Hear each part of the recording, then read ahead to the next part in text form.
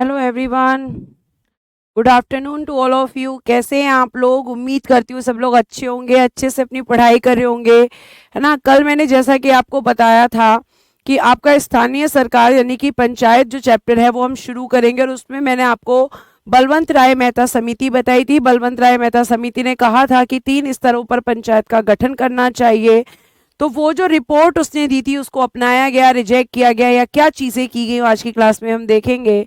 शोप्याल जाट जी नमस्ते, good afternoon. Shivendra, सेवक, कुलदीप, रामेश्वर, राजपूत, रंजीत, सभी को मेरी तरफ से गुड आफ्टरनून, नमस्ते, राधे राधे प्यारे प्यारे से बच्चों। कैसे हैं आप लोग? उम्मीद कर रही हूँ सभी लोग अच्छे होंगे, अच्छे से अपनी पढ़ाई कर रहे होंगे। और अगर हम बात करते हैं स्थानीय सरकारों की, तो स्थानीय सरकार में मैंने कल आपको बताया था कि बलवंत राय मेहता समिति, क्या पढ़ रहे थे हम? बलवंत राय मेहता समिति। हम लोग प्यारे बच्चों इसको पढ़ रहे थे, बलवंत राय मेहता समिति या बलवंत राय मेहता कमेटी। ठीक, हम इसको पढ़ रहे थे। और इसके बारे में अगर मैं बात करूं तो मैंने आपको बताया था कि इस समिति का जो गठन है वो 1956 में ये कमेटी बच्चा फॉर्म्ड होती है, इसका गठन होता है। इसके चेयरमैन यानी कि जो अध्यक्ष मैंने आपको बताए थे, चेयरमैन यानी कि जो अध्यक्ष मैंने आपको बताए थे वो कौन बताए थे? तो वो बताए थे बेटा मैंने बलवंत राय मेहता। कौन बताए थे?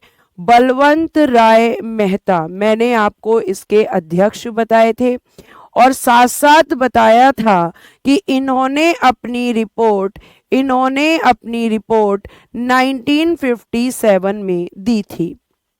ठीक है, और इनका काम क्या था? ये बताना था कि भाई पंचायत का गठन करना चाहिए या नहीं करना चाहिए, ये इनको बताना था। और दूसरा, अगर करना चाहिए तो किस तरीके से करना चाहिए, मतलब उनका फॉर्मेशन कैसा होना चाहिए, किस तरह की पंचायत का निर्माण होना चाहिए।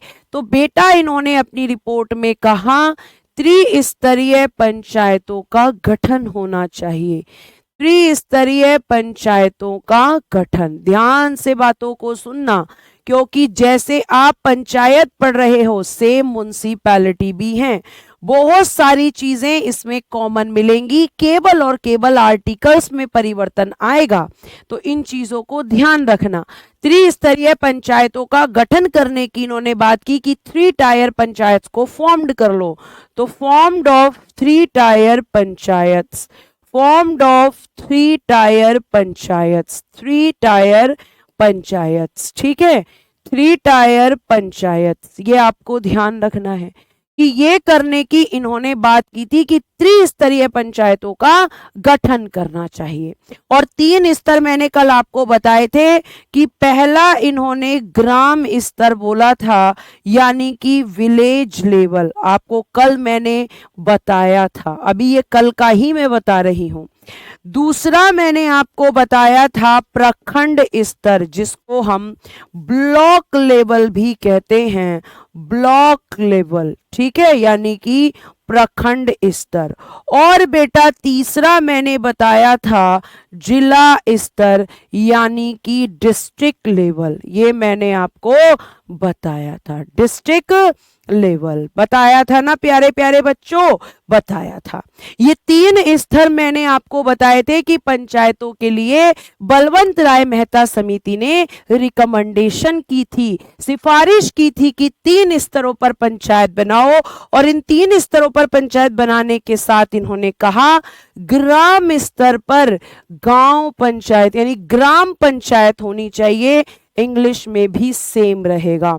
और फिर इन्होंने बोला कि यहाँ पे ये होनी चाहिए और यहाँ पे पंचायत समिति ब्लॉक लेवल पर बननी चाहिए। ये इन्होंने कहा कि पंचायत समिति ब्लॉक लेवल पर बननी चाहिए, ये इन्होंने कहा। और तीसरा कहा कि डिस्ट्रिक्ट लेवल पर डिस्ट्रिक्ट काउंसिल होनी चाहिए, यानी कि जिला परिषद, यानी कि डिस्ट्रिक्ट काउंसिल इन्होंने बनाने की बात की थी, डिस्ट्रिक्ट काउंसिल। ये बातें बेटा प्यारे प्यारे बच्चों इन्होंने कही। जब इन्होंने ये बातें कह दी तो उसके बाद सरकार ने क्या किया, ध्यान से सुनना, सरकार ने इनकी रिपोर्ट को स्वीकार कर लिया। सरकार ने इनकी रिपोर्ट स्वीकार की, रिपोर्ट स्वीकार की, रिपोर्ट यानी कह सकते हैं कि स्वीकार की। ठीक है, स्वीकार को इंग्लिश में कहते हैं एक्सेप्ट, एक्सेप्ट कर ली, एक्सेप्टेड, ये स्वीकार की गई, सरकार की ने इनकी रिपोर्ट स्वीकार कर ली, यह सरकार द्वारा स्वीकार की गई, सरकार ने स्वीकार कर ली, कहा कि ठीक है, आपने जो बोला है वो बिल्कुल सही है। ठीक है बेटा, और फिर उसके बाद में गठन तो बेटा 1956 में हुआ था, फॉर्मेशन बलवंत राय मेहता समिति का 1956 में, और रिपोर्ट दी थी 1957 में। ठीक है, अब इन्होंने जब ये रिपोर्ट दे दी और इनकी रिपोर्ट को स्वीकार कर लिया गया, तो अब बारी थी कि पंचायतों को लागू किया जाए। तो आगे अब यहाँ पे ध्यान से सुनेंगे, बलवंत राय मेहता समिति की रिपोर्ट के आधार पर, समिति, बलवंत राय मेहता समिति, समिति को कहते हैं बेटा जी कमेटी, मैंने कल भी बताया था कमेटी, समिति की रिपोर्ट के आधार पर, रिपोर्ट के आधार पर, बेस्ड ऑन रिपोर्ट, रिपोर्ट के आधार पर, रिपोर्ट के आधार पर, based on report, based on report, ठीक है, रिपोर्ट के आधार पर, बेस्ड ऑन रिपोर्ट, रिपोर्ट के आधार पर इन्होंने क्या किया, रिपोर्ट के आधार पर 2 अक्टूबर 1959, ठीक है, 2 अक्टूबर 1959 को पंचायतों की शुरुआत, पंचायतों की शुरुआत, पंचायतों की शुरुआत, या पंचायतों की जगह लिखेंगे पंचायत की शुरुआत, ठीक है, पंचायत की शुरुआत, पंचायत की शुरुआत 2 अक्टूबर 1959 को पंचायत की शुरुआत, पंचायत की शुरुआत प्रधानमंत्री, प्रधानमंत्री यानी कि प्राइम मिनिस्टर, प्रधानमंत्री प्राइम मिनिस्टर श्री पंडित जवाहरलाल नेहरू जी, श्री पंडित जवाहरलाल नेहरू जी ने, जवाहरलाल नेहरू जी ने, नेहरू जी ने राजस्थान के, राजस्थान के नागौर जिले, राजस्थान के नागौर जिले, नागौर जिले, जिले मतलब डिस्ट्रिक्ट, नागौर जिले के बगदरी गांव, गांव का नाम क्या है, बगदरी गांव, ठीक है, बगदरी गांव, गांव का नाम याद रखना, राजस्थान नागौर जिला, राजस्थान के नागौर जिले के बगदरी गांव से की, किसकी रिपोर्ट के आधार पर कर दी, बलवंत राय मेहता समिति की रिपोर्ट के आधार पर कर दी, ये आपको ध्यान रखना है। तो राजस्थान के नागौर जिले से इन्होंने शुरुआत कर दी आपके पंचायत की, बलवंत राय मेहता समिति की रिपोर्ट के आधार पर। अब ये जो बलवंत राय मेहता समिति ने रिपोर्ट दी थी, इस आधार पे पंचायतों की शुरुआत की गई, इसलिए एग्जामिनर एक क्वेश्चन बनाता है यहां से, और क्वेश्चन को जरा ध्यान से देखना, प्रश्न को जरा ध्यान से देखना कि क्या प्रश्न बनाता है।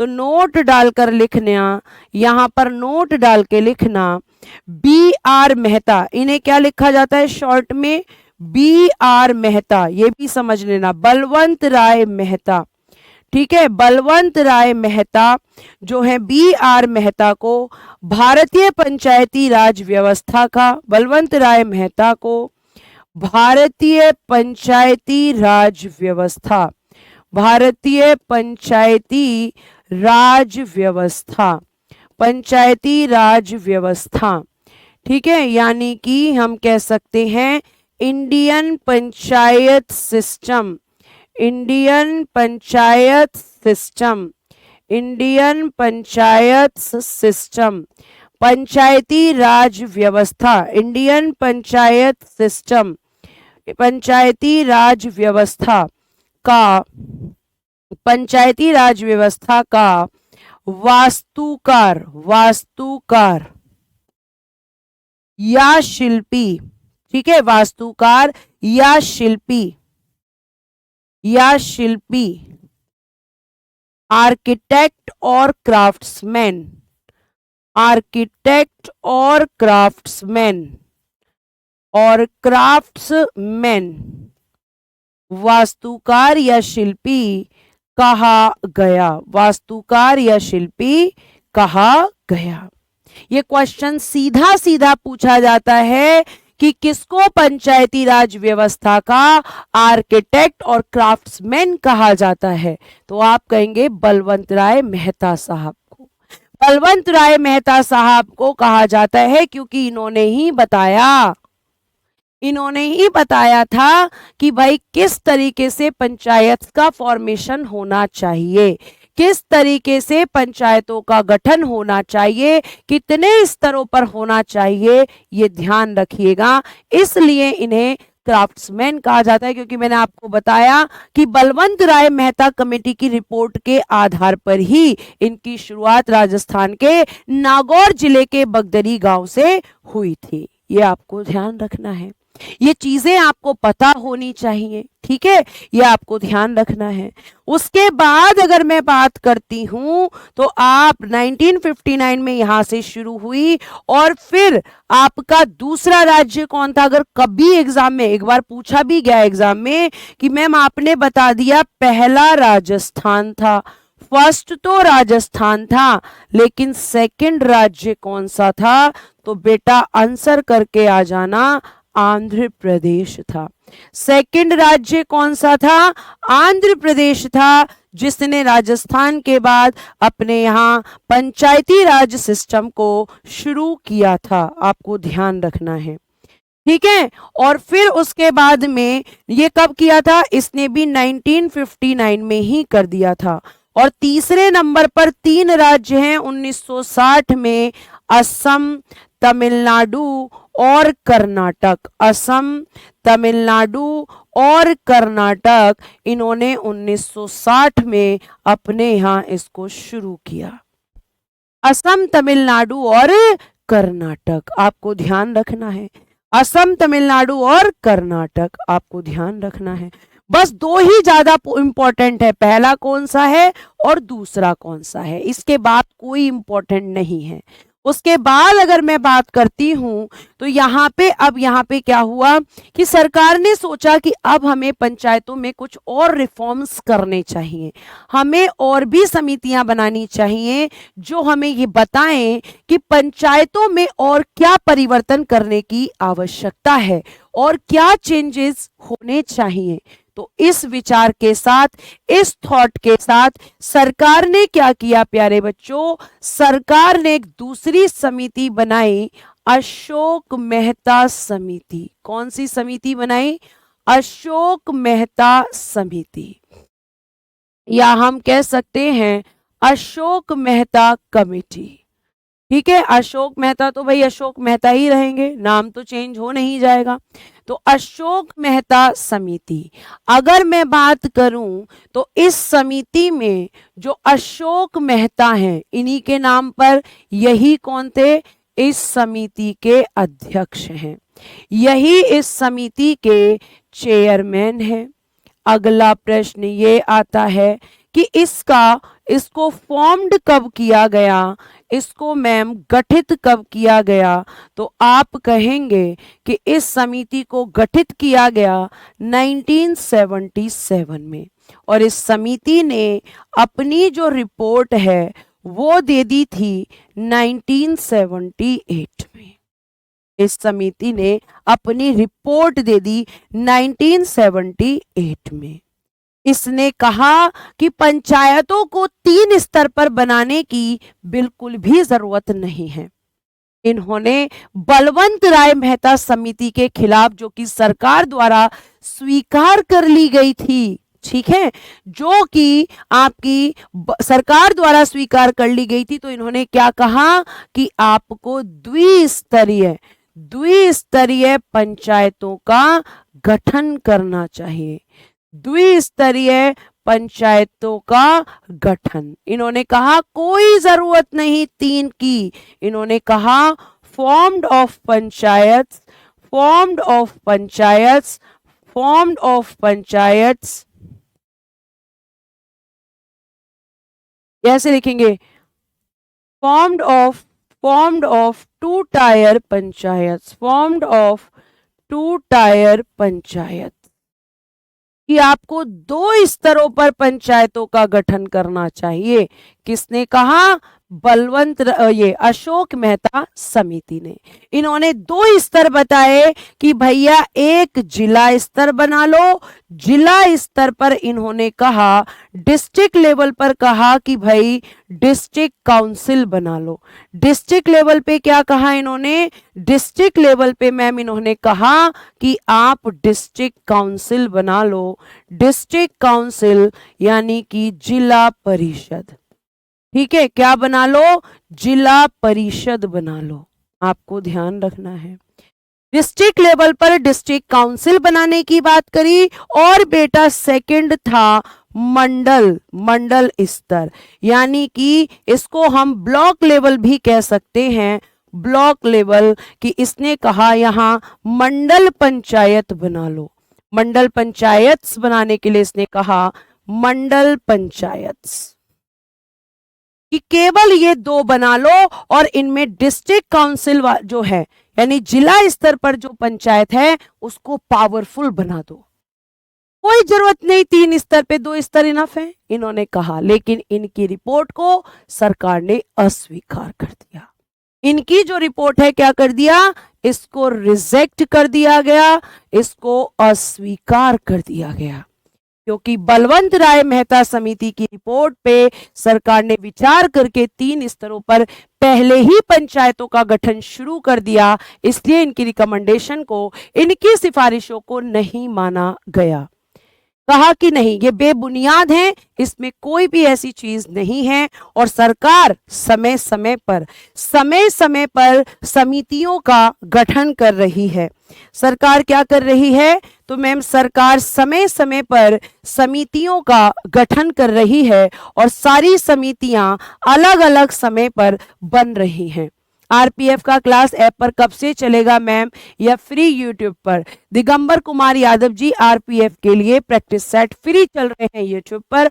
और आपका बैच की अगर आप बात कर रहे हैं तो बैच आ रहा है आपका 20 तारीख से रजिस्ट्रेशन स्टार्ट हो चुके हैं, और 28 तारीख से आरपीएफ के लिए क्लासेस भी स्टार्ट हो जाएंगी, ठीक है, यह आपको ध्यान रखना है। फिर उसके बाद में अगर हम बात करते हैं तो आपकी एक और समिति आएगी जिसके बारे में हम बात करेंगे और लिखेंगे, ठीक है, आपने ये लिख लिया होगा, आई होप आपने ये लिख लिया होगा।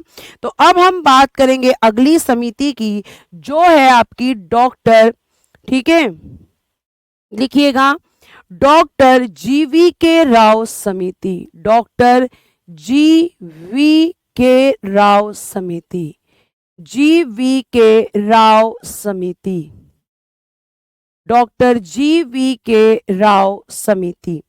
इस समिति की अगर हम बात करेंगे तो बेटा इसका गठन, इसको फॉर्म्ड किया गया 1985 में। ध्यान रखिएगा, नाम के आधार पर ही समिति का भी नाम था। इसने अपनी रिपोर्ट कब दी है, रिपोर्ट दी इसने 1986 में। और इसने क्या कहा, इसने ये कहा कि आपको जो पंचायत हैं उनमें आपको क्या करना चाहिए, इन्होंने कहा उसमें आपको एससी, एसटी और फीमेल्स जो हैं, हिंदी में लिखेंगे, देखो बेटा, एससी की full form schedule caste, ST की फुल फॉर्म शेड्यूल ट्राइब्स, और हिंदी में कहेंगे अनुसूचित जाति, अनुसूचित जनजाति और महिलाएं। मैं लिख देती हूं हिंदी में भी, ठीक है, हिंदी में भी लिख लीजिए, अनुसूचित जाति, अनुसूचित जाति, ठीक। उसके बाद अनुसूचित जनजाति, अनुसूचित जनजाति, और बेटा महिलाएं, और बेटा महिलाएं, ठीक है, महिलाएं, महिलाएं, ये आपको ध्यान रखना है, फीमेल्स। इनको इन्होंने कहा कि इन सभी को आपको आरक्षण देना चाहिए, इन सभी को आपको रिजर्वेशन देना चाहिए, क्योंकि ये वीकर सेक्शन की कैटेगरीज में आते हैं, क्योंकि ये कमजोर वर्ग की श्रेणी में आते हैं, तो आपको इन सभी को आरक्षण देना चाहिए। जिस समय ये समिति बनी उस समय इस समिति की भी रिपोर्ट को एक्सेप्ट नहीं किया गया, लेकिन आगे जाकर अभी मैं जब बताऊंगी आपको, तो आगे चलकर पंचायतों में इन सभी को आरक्षण दिया गया, जिसमें महिलाओं को 50% आरक्षण मिलेगा और SC ST को बेटा यहां पर जनसंख्या के आधार पर आरक्षण मिलेगा। क्या मिलेगा?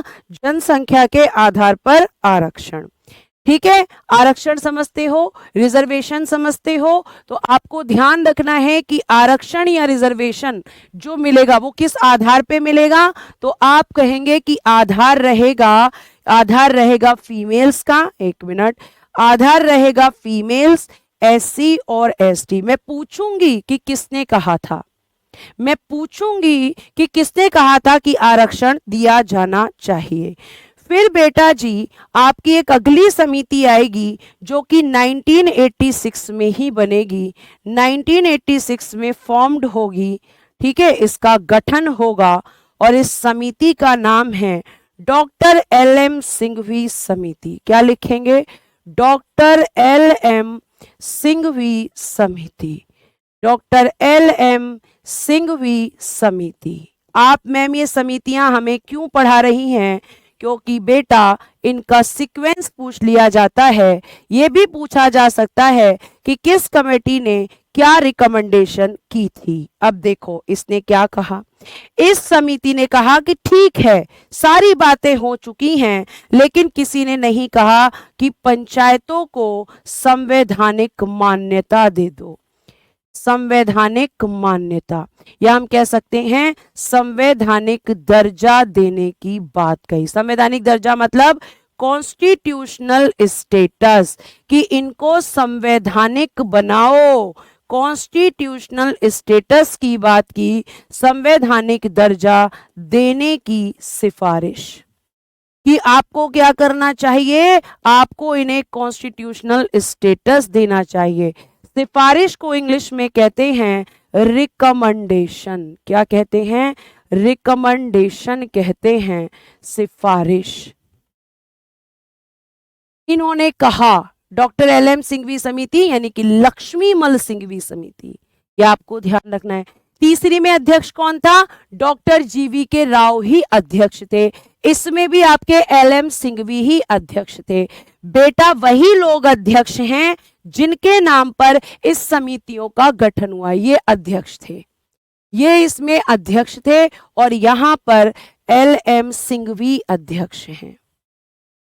ठीक है प्यारे बच्चे, किसने पूछा था ये क्वेश्चन? हाँ, आकाश किरकिरार ने। ठीक है आकाश, ये आपको ध्यान रखना है। आगे सुनिए, तो कहा कि संवैधानिक दर्जा दो। फिर अगली बात इन्होंने कही कि पंचायतों के नियमित चुनाव होने चाहिए, नियमित चुनाव यानी कि रेगुलर इलेक्शन, इलेक्शन के थ्रू पंचायतों का गठन करो। ऐसा नहीं कि कभी करा दिए कभी नहीं, ऐसा नहीं, आप नियमित इलेक्शन कराओ, नियमित चुनाव कराओ। किसका कहना है? तो ये कहना है बेटा आपकी डॉक्टर LM सिंघवी समिति का।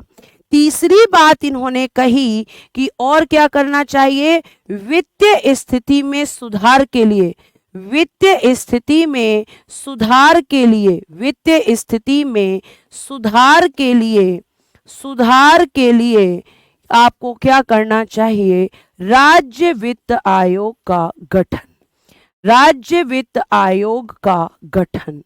यानी कि स्टेट फाइनेंस कमीशन आपको बनाना चाहिए।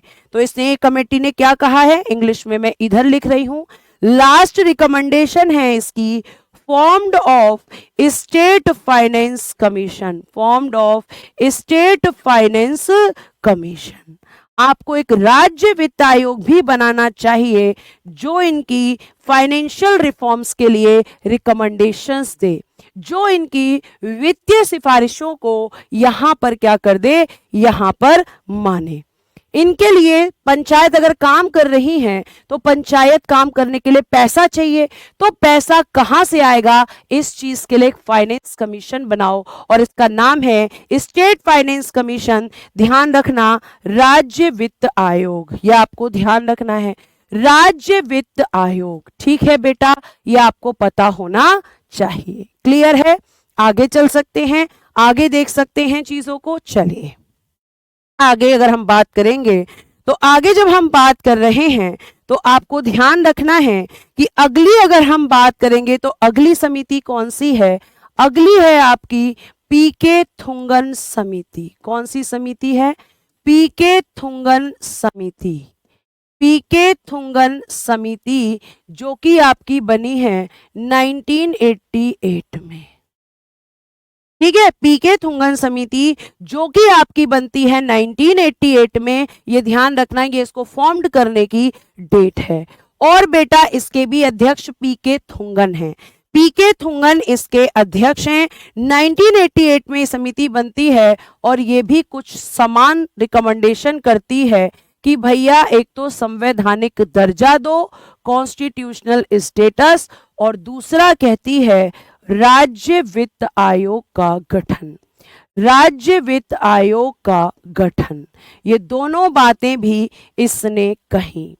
अब आप यहाँ पे ध्यान रखना कि जब बार बार समितियां बन रही हैं और वो बार बार कह रही हैं कि कॉन्स्टिट्यूशनल स्टेटस मिलना चाहिए, तो इनको कॉन्स्टिट्यूशनल स्टेटस की बात की जाएगी और यहां लिखेंगे formed of state finance commission, formed of state finance commission.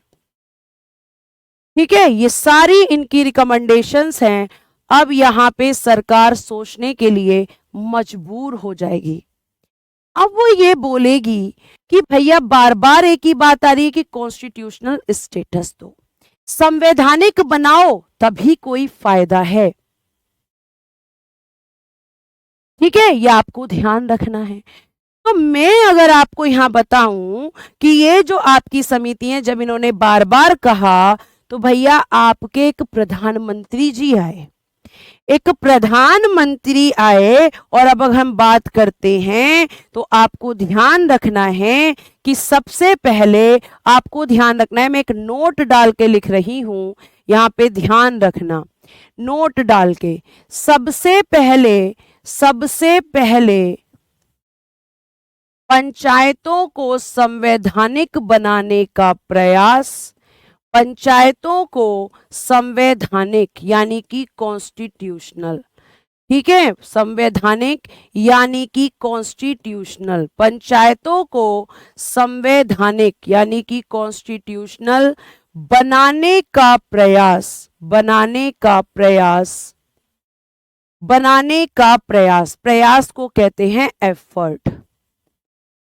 ठीक है, एफर्ट, फर्स्ट एफर्ट किसने लगाया, बनाने का प्रयास प्रधानमंत्री पीएम राजीव गांधी जी ने किया, पीएम राजीव गांधी ने किया, पीएम राजीव गांधी ने किया, क्योंकि उस समय यही देश के प्रधानमंत्री थे, लेकिन ये असफल रहे,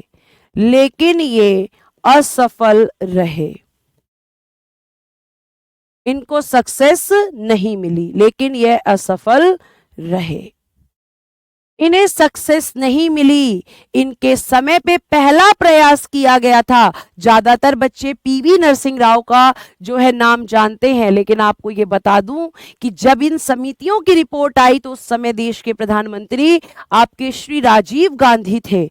उन्होंने ये कहा कि बिल्कुल हमें पंचायतों को संवैधानिक बनाना चाहिए। इसके लिए उन्होंने प्रयास भी किया और इसके लिए वो बिल भी लेकर आए। इसके लिए वो आपके बिल भी लेकर आए और बिल उनका जो है वो रिजेक्ट हो गया। लोकसभा ने पास कर दिया लेकिन राज्यसभा ने उस बिल को पास नहीं किया और इस वजह से कभी भी ये पंचायतों को संवैधानिक नहीं बना पाए। आप ये ध्यान रखिएगा कि जो राजीव गांधी थे ये कौन से नंबर का बिल लेकर आए थे कि पंचायतों को संवैधानिक बनाना चाहिए, तो ये लेकर आए थे 64वां संविधान संशोधन विधेयक। 64वां संविधान संशोधन विधेयक लेकर आए थे। विधेयक यानी कि विधेयक को कहेंगे बिल। और ये कब आया था? 1989 में। ध्यान से सुनना। तो 64 constitution amendment bill, constitution amendment bill 1989, amendment bill 1989। लेकिन बिल क्या हुआ? मैंने आपको बताया था जब संसद पढ़ाया था कि संविधान में संशोधन तब तक नहीं होगा जब तक दोनों सदन विशेष बहुमत से विधेयक पारित नहीं करेंगे। दोनों सदन नहीं करेंगे तो कभी भी विधेयक एक्ट नहीं बनेगा। तो यहां बेटा ये जो बिल है ये लोकसभा ने पारित कर दिया, लोकसभा ने इसको क्या कर दिया? पास कर दिया। लेकिन बेटा राज्यसभा ने इसे अस्वीकार यानी कि प्यारे बच्चे इसे रिजेक्ट कर दिया, इसे रिजेक्ट कर दिया, अस्वीकार कर दिया। तो अब आप बताओ, अब आप बताओ कि क्या ये जो है बिल आपका कानून बन सकता है? नहीं बन सकता मैम, क्योंकि दोनों सदनों ने पारित नहीं किया। आयुष यादव जी, इस बारे में आप टेक्निकल टीम से, सॉरी कॉलिंग टीम से बात करें, ये मेरा काम नहीं है। आप लोग शायद भूल जाते हैं कि आप किसको और क्या कमेंट कर रहे हैं। ये इसकी जवाब मैं कभी नहीं दे पाऊंगी क्योंकि ये मेरे एरिया में ही नहीं आता और आप ये कई बार कॉपी पेस्ट कर चुके हैं। बेटा आप ये समझें कि टीचर को हर चीज की नॉलेज नहीं है। आपकी बुक आई है, नहीं आई है, क्यों नहीं आई है, कब आएगी, ये सारे जवाब मेरे पास नहीं होते। प्यारे बच्चे आप कॉलिंग टीम से बात करो, इन्हें कॉलिंग टीम का नंबर पिन कर दीजिए सागर, ताकि ये लोग कांटेक्ट कर सके। आगे देखिए, अब नहीं मिला, फिर आपके देश के अगले प्रधानमंत्री बनते हैं। फिर आप लिखेंगे अगले प्रधानमंत्री, अगले प्रधानमंत्री जो बने, अगले प्रधानमंत्री यानी नेक्स्ट पीएम, नेक्स्ट पीएम आए। और नेक्स्ट पीएम कौन है? तो नाम लिख दीजिएगा पीवी नरसिंह राव, पीवी नरसिंह राव। और वो ये चीज जानते थे कि भाई यहां पर पंचायतों को कॉन्स्टिट्यूशनल स्टेटस यानी कि संवैधानिक बनाने की बात की जा रही है, यानी कि ये बात की जा रही है कि पंचायतों को संविधान में दर्जा दो, उन्हें भी संविधान के अंदर लिखो, उन्हें भी संविधान के भाग में लिखो, उनके लिए भी आर्टिकल बनाओ। तो पीवी नरसिंह राव ये जानते थे कि राजीव गांधी जी ने प्रयास किया लेकिन वो असफल रहे। लेकिन जब पीवी नरसिंह राव आए तो इन्होंने दोबारा से प्रयास किया। और पीवी नरसिंह राव के समय पर अगर मैं बात करूं तो बेटा ये क्या लेकर आए? पीवी नरसिंह राव, ठीक है, ये पीवी नरसिंह राव 73वां संविधान संशोधन विधेयक 1900, कॉन्स्टिट्यूशन पूरा लिख देती हूं, 73rd कॉन्स्टिट्यूशन अमेंडमेंट बिल। अभी बिल ही तो लेकर आएंगे तभी तो वो कानून बनेगा। बिल लेकर आए, कब लाए? 1992 में, ध्यान रखना 1992 में। तो 73वां संविधान संशोधन विधेयक, 73वां संविधान संशोधन विधेयक कब लेकर आए? 1992 में। और बेटा जब ये लेकर आए तो ये पहले इस बिल को कहां ले गए? पहले नंबर पर ले गए लोकसभा। लोकसभा ने इसे पारित कर दिया। मैम लोकसभा ने कब पारित करा? अगर हमसे कोई पूछे तो आप कहेंगे कि 22 दिसंबर 1992 को इसने पास कर दिया। और फिर सेकंड नंबर पे ये राज्यसभा में गया और अब की बार राज्यसभा ने भी इसको पारित कर दिया 23 दिसंबर 1992 को। और फिर जब इन दोनों ने पारित कर दिया तो कहाँ जाएगा? फिर मैम ये प्रेसिडेंट के पास जाएगा, फिर मैम ये राष्ट्रपति के पास जाएगा। और राष्ट्रपति ने क्या किया? ध्यान से सुनना एक एक शब्द को। राष्ट्रपति ने क्या किया? राष्ट्रपति ने बेटा इसको 20 अप्रैल 1993 20 अप्रैल 1993 को यहाँ पे सिग्नेचर कर दिया, इस पे सिग्नेचर कर दिया, हस्ताक्षर कर दिया।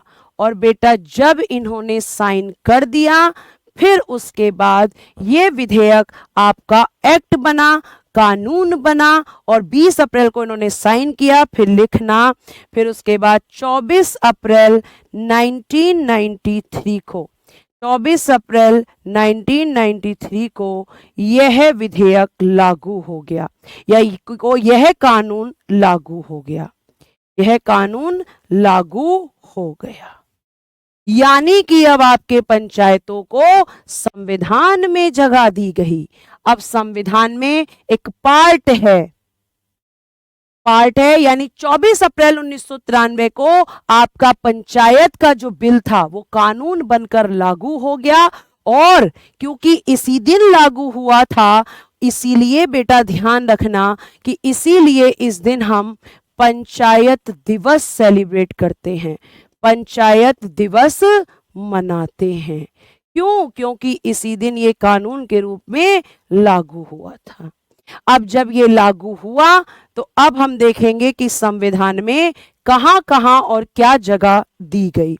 तो संविधान में सबसे पहले एक पार्ट है, उसको ध्यान रखिएगा, पार्ट 9 यानी कि भाग 9। और आर्टिकल या अनुच्छेद, आर्टिकल या अनुच्छेद 243 से लेकर 243 का ओ, कैपिटल ओ, यह आपका लागू हो गया। ठीक है, 243 से लेकर 243 के ओ तक आपका ये यहां पे क्या हो गया बेटा? आर्टिकल बन गए। ध्यान रखना कैपिटल रहेगा। कैपिटल क्यों रहेगा? ओ, इसलिए कैपिटल रहेगा क्योंकि ये संशोधन के द्वारा जोड़ा गया है, तो कैपिटल ओ रहेगा बेटा। संशोधन के द्वारा जब आर्टिकल जोड़े जाते हैं तो किससे डिनोट होते हैं? कैपिटल वर्ड से। तो ये आर्टिकल हुए। फिर कहा गया कि इनको कहां रखेंगे? 11वीं अनुसूची में। कहां पर है पंचायत? 11वीं अनुसूची में रखा गया। 11वीं अनुसूची में रखा गया 11th शेड्यूल के अंदर। और ये जो शेड्यूल है 11th शेड्यूल, इस 11वीं अनुसूची में ध्यान रखना क्या लिखेंगे? इस अनुसूची में पंचायतों के लिए, इस अनुसूची में पंचायतों के कार्य करने के लिए, पंचायतों को कार्य करने के लिए 29 विषय दिए गए। पंचायतों को कार्य करने के लिए 29 विषय दिए गए। तो कितने विषय हैं? ध्यान रखना 29 विषय। 29 विषय, 29 सब्जेक्ट्स यहां पर पंचायतों को 11th शेड्यूल में दिए गए। तो 11th शेड्यूल में 11वीं अनुसूची में कितने विषय हैं? तो 29 सब्जेक्ट्स हैं। किसके लिए? फॉर पंचायत्स। ये अलग से भी लिख दिया मैंने,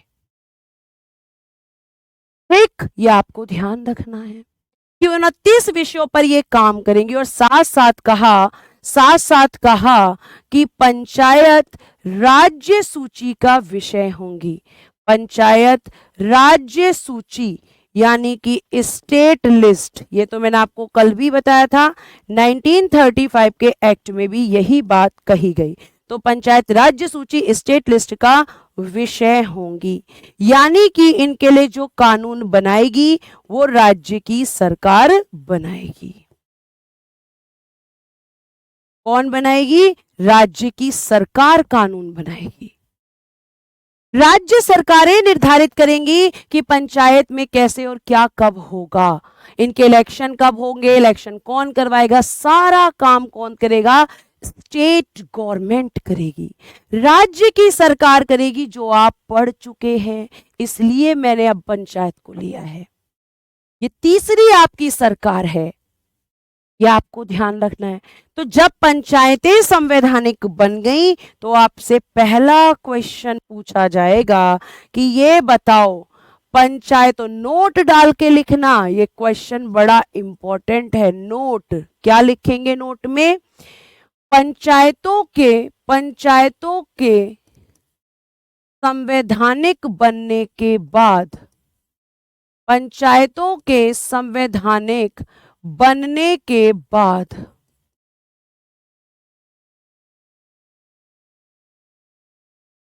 सबसे पहले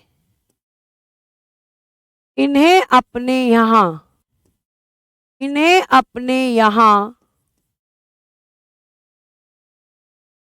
लागू करने वाला, लागू यानी कि एग्जीक्यूट, लागू करने वाला राज्य मध्य प्रदेश था। लागू करने वाला राज्य मध्य प्रदेश बना। देखो, जब ये संवैधानिक नहीं थी, क्वेश्चन कैसे आएगा मैम? हम तो कंफ्यूज हो जाएंगे। क्यों होंगे कंफ्यूज? मैं होने ही नहीं दूंगी आपको कंफ्यूज। ध्यान से सुनिए, अगर आपसे पूछा जाए कि पंचायतों को सबसे पहले लागू करने वाला राज्य कौन सा था, सिंपल पूछा गया है, पहले लागू करने वाला राज्य कौन सा था, तो बोल देना राजस्थान। लेकिन अगर क्वेश्चन ये पूछा जाए कि पंचायतों को संवैधानिक बनाने के बाद इसे लागू करने वाला पहला राज्य कौन सा था, तो बोल देना कि मध्य प्रदेश। और मध्य प्रदेश में पंचायतों के लिए जो इलेक्शन हुए हैं बेटा, उनकी अगर मैं बात करूंगी तो मध्य प्रदेश में पंचायतों के लिए जो इलेक्शन हुए वो 1994 में, लिख लेना, 1994 में चुनाव कराए गए। चुनाव यानी कि इलेक्शन, चुनाव कराए गए। पहला राज्य था ये जिसने संवैधानिक बनने के बाद लागू किया था। ठीक है, ये आपकी पंचायतें संवैधानिक बन गई। अब आपने एक शब्द सुना होगा, आज मैं आपको वो शब्द बताऊंगी जिसे आप ग्राम सभा के नाम से जानते हैं। इंग्लिश में भी बेटा इसे ग्राम सभा ही कहते हैं। बच्चा ध्यान से सुनना कि ग्राम सभा क्या होती है। और ग्राम सभा की जो बात कही गई है वो कॉन्स्टिट्यूशन के आर्टिकल 243 के कैपिटल ए में। अब ये ग्राम सभा होती क्या है, ध्यान से सुनना। किसी ग्राम की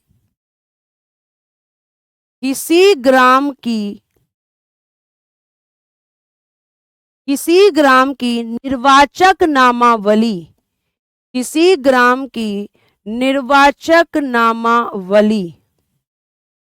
नामावली यानी कि इलेक्टोरल लिस्ट, किसी ग्राम की निर्वाचक नामावली में दर्ज नामों वाले, ठीक है, किसी ग्राम की निर्वाचक नामावली में दर्ज नामों वाले व्यक्तियों को सामूहिक रूप से, सामूहिक यानी कि ग्रुप, सामूहिक रूप से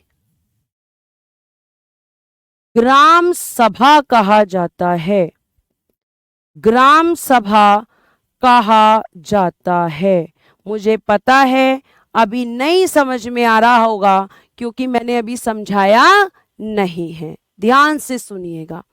ठीक है, अब एक और लाइन लिख लेना, ध्यान से सुनना। ग्राम सभा में, ग्राम सभा में एक या, ग्राम सभा में एक या एक से अधिक, एक या एक से अधिक गांव शामिल होते हैं, एक या एक से अधिक गांव शामिल हो सकते हैं। चलो अब हम इसे समझते हैं। ये तो हो गई हमें पढ़ने वाली चीज कि ग्राम सभा किसे कहते हैं, लेकिन अब हम इसको समझेंगे और समझने के लिए हम पहले छोटे छोटे से गांव एक तरफ बना लेंगे और एक तरफ एक बड़ा गांव। ध्यान से सुनना, जब कोई बहुत बड़ा गांव होता है, बहुत बड़ा विलेज होता है, तो आप जानते हैं कि गांव के अंदर घर होते हैं, बहुत सारे घर ऐसे आपके बने हुए हैं, ये देख लीजिए घर हैं, ये सब घर हैं। अब घर हैं, यहाँ पे पॉपुलेशन भी होगी, जनसंख्या होगी। इस जनसंख्या में आपको ध्यान रखना है कि यहाँ आदमी यानी कि मेल भी होंगे, पुरुष मेल होंगे, इसी गांव में फीमेल यानी कि महिलाएं भी होंगी, महिलाएं, इसी में आपके पुरुष और महिलाओं में वृद्ध भी होंगे, ओल्ड भी होंगे। ठीक है, यहाँ पर बच्चे भी होंगे, बच्चे, अब बच्चे में भी बॉयज भी होंगे और मैम गर्ल्स भी होंगे, लड़के और लड़कियां भी होंगे, सब होंगे इस गांव में। लेकिन क्या सबको बोल देंगे कि ये ग्राम सभा है? नहीं, सबको नहीं बोलेंगे। इन लोगों में जो इस गांव के अंदर रह रहे हैं, ये मान लो कि ये लोग हैं, इन घरों में रह रहे हैं। अब इन लोगों में से ये क्या है? ये लोग हैं। तो इन लोगों में से जिनका नाम, जिसका नाम किसमें होगा? इलेक्टोरल लिस्ट में, इलेक्टोरल लिस्ट में यानी कि निर्वाचक नामावली में, निर्वाचक नामावली में, निर्वाचक नामावली यानी कि आपके गांव में जब पंचायत के इलेक्शन होते हैं उससे पहले आपके घरों पे लोग आते हैं कि क्या तुम 18 साल के हो गए या नहीं। तो निर्वाचक नामावली में किसका नाम होगा? जिनकी आयु 18 वर्ष है, जिनकी आयु 18 या 18 वर्ष से अधिक है, 18 या 18 वर्ष से अधिक, उन सब का नाम इसमें होगा। और वही सब मिलकर क्या बनाएंगे? वही सब मिलकर ग्राम सभा बनाएंगे। यानी कि गांव में रहने वाले ऐसे लोग जिन्हें मतदान का अधिकार होता है, और मतदान का अधिकार किसे होगा? जब आयु 18 या 18 वर्ष से ज्यादा होगी। अब उसमें चाहे कोई महिला हो, पुरुष हो, वृद्ध हो, बच्चे तो आ नहीं सकते क्योंकि वो 18 साल के हैं नहीं। सबको मतदान का अधिकार मिलेगा और इस गांव की एक पंचायत होगी, क्योंकि बेटा इस गांव, ये बहुत बड़ा गांव है। लेकिन जब गांव छोटे छोटे होते हैं तो इन सारे गांव की एक पंचायत हो जाती है, क्योंकि ये छोटे छोटे गांव हैं। अब इन सब गांव में भी लोग रहते होंगे, तो इन सब गांव में रहने वाले जिन लोगों का नाम मतदाता सूची में होगा वो सब ग्राम सभा कहलाएंगे। यानी कि एक पंचायत में कई सारे गांव के लोगों को मिलाकर ग्राम सभा बन सकती है, अगर गांव छोटे छोटे होते हैं तो। यह आपको ध्यान रखना है।